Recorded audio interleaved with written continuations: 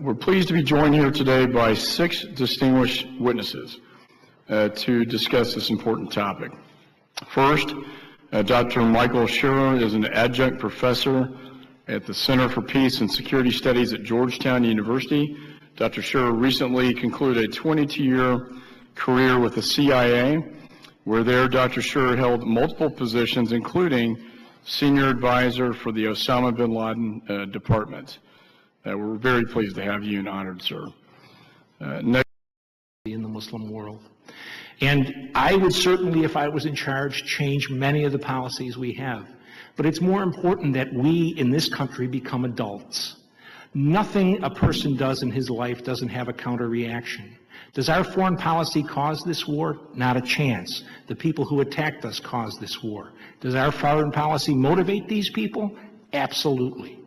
Sir, if you're going to tell the American people they're fighting a war against a bunch of deranged, nihilist, fanatic extremists, we're going to be fighting a war that it's constantly going to surprise the American people about the costs of what they're doing. If we come to a place where we can have a discussion that says supporting Israel is essential to the U.S. security, supporting Saudi Arabia is important, vital to U.S. security, having U.S. troops in Muslim countries is vital to U.S. security, fine. But also tell the American people that costs come with that. Right now, we've spent 17 years in this war, and the American people still think we're fighting a bunch of long-haired, bearded, goat-eating madmen. And we're at a terrible disadvantage that we impose on ourselves, sir. And I would finish too long a statement by simply saying that we must stop the idiocy of democracy spreading. If you want to fight forever, keep trying to impose women's rights, secularism, the paganism of American culture, contemporary culture, on a religious civilization, sir. Yeah, and I'll take to make a comment.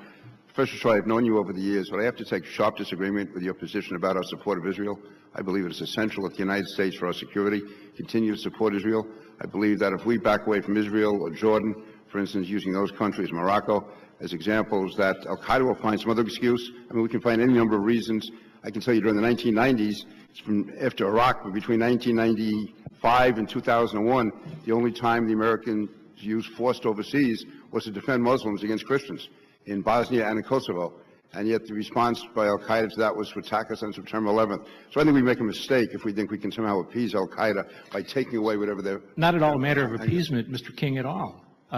If it was up to me, I'd dump the Israelis tomorrow. I know you would. I know. But all I worry about is the continuing preaching of American politicians to the American people that our relationship with the Israelis doesn't cause us to have dead Americans and extraordinary expenses in fighting the Muslim world. I would just say we would have more dead Americans if we didn't stand by our allies in the Middle East. Well, we'd just be encouraging Al-Qaeda to take advantage of us. I think that... Our allies in the Middle East are mostly totalitarians, sir, and they have been for 50 years. There are not that many good people in the world. The fact is you have to work with those who work with us. And if I had the choice between dealing with the Israelis and Al-Qaeda, I work with Israel. If I had the choice between dealing with Jordan or Al-Qaeda, I'd deal with Jordan.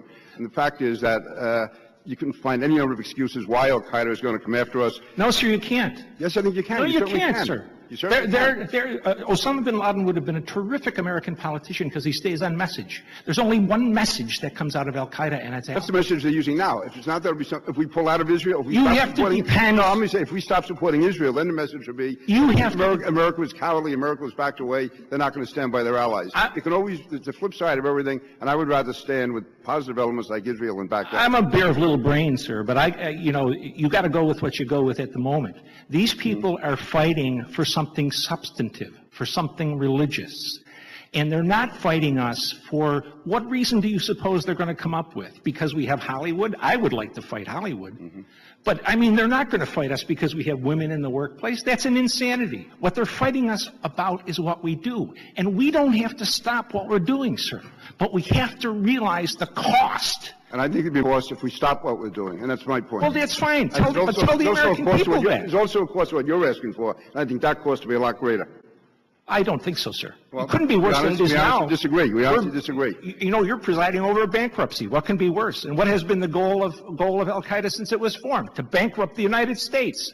Who's winning today, sir? We're done like dinner. We're winning and we'll continue to win unless we take the advice of people like Sir, you. you are exactly wrong. We Well- are losing.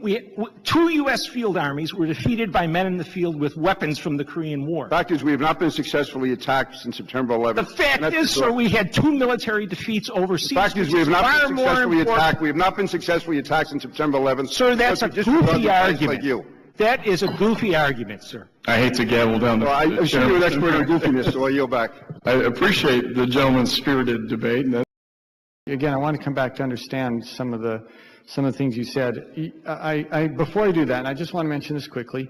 I find your position on our alliance with Israel as very troubling.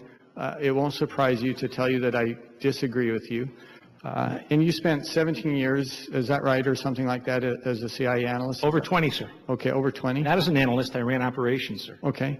Are there, would you say there's a large number of CIA analysts or employees who agree with your position? I wouldn't dare to speak for anybody but myself, sir.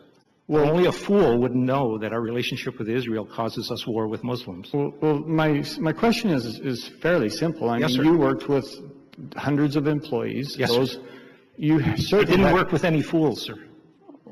You certainly had conversations with many of them. I'm asking for your opinion of, are there a large number who agree with you on this? I'm not a McCarthyite, sir. I'm not going to say anything about that to you, sir. Okay, well, I'm going to take that as non-responsive because it's a fairly simple question, and I don't think Fairly none of your business about what my conversations with other people are about, sir. I'm not asking for specifics of those conversations. I'm asking for your opinion of your experience where there are a large number that agreed with you. That's a fairly simple question, hardly intrusive. Very intrusive from my perspective, sir. Well, okay, well, you can have your perspective. Thank I you, think sir. others can evaluate whether you're being agreeable or disagreeable. I'm being disagreeable on this because Yes, none you of your certainly business, are. sir. Yes, sir. Yes, sir. Now, let me move on then. I would like you to explain very quickly, if you can, what you think the primary motivators are for Islamic jihadism. First, our support for the Israelis. Okay, that's your Second, number. That's your. No, there are 6. Okay, put them in order if you could.